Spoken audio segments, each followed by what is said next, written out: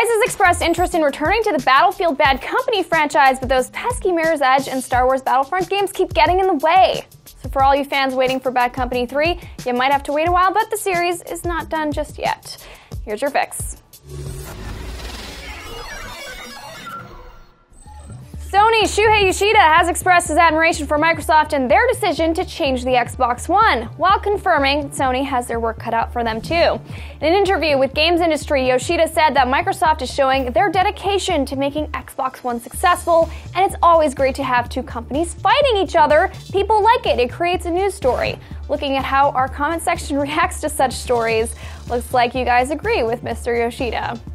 Yoshida also went on to acknowledge that Sony is the underdog in America, saying, "We never took them lightly, especially in the States. We are the challenger, we're trying to compete with them. As far as underdogs go, Sony shapes up to be a pretty big contender, and they've got the games to prove it." What games, you ask? Insomniac Games has announced that Ratchet and Clank Nexus will be available in North America on November 12th and in Europe on November 13th for $30.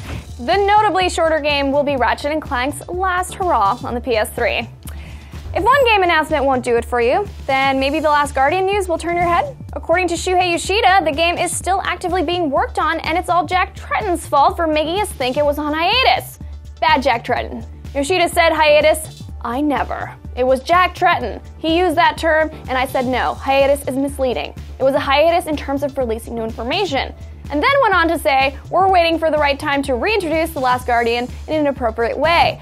So, are you guys excited for the long-awaited news? It's been 3 years after all. Let me know in the comments. The PC specifications for Ubisoft's upcoming Watchdogs game was accidentally revealed on the Uplay store, and wow, we're gonna need a bigger PC. Even though the page was pulled by Ubisoft, NeoGAF users managed to save the details. The page required that PC users have a 64-bit operating system, and as for minimum specs, PC owners would need to have at least 1 gig of VRAM, a quad-core CPU, and at least 4 gigabytes of RAM. GPUs would include NVIDIA GTX 460 or an AMD Radeon HD 5770. As for Ultra specifications, well, I'll let you follow the link to see it for yourself. You might want to get your wallets out. Hey, it's Thursday, so let's all give a shout out to our very own Fix Fan of the Week. Today's Fix Fan is the Dawn212, who says, "Love the Daily Fix, can't end my evening without it." Smiley face. It's a proven fact that having your fix before bedtime makes for a more restful sleep. It's true, look it up.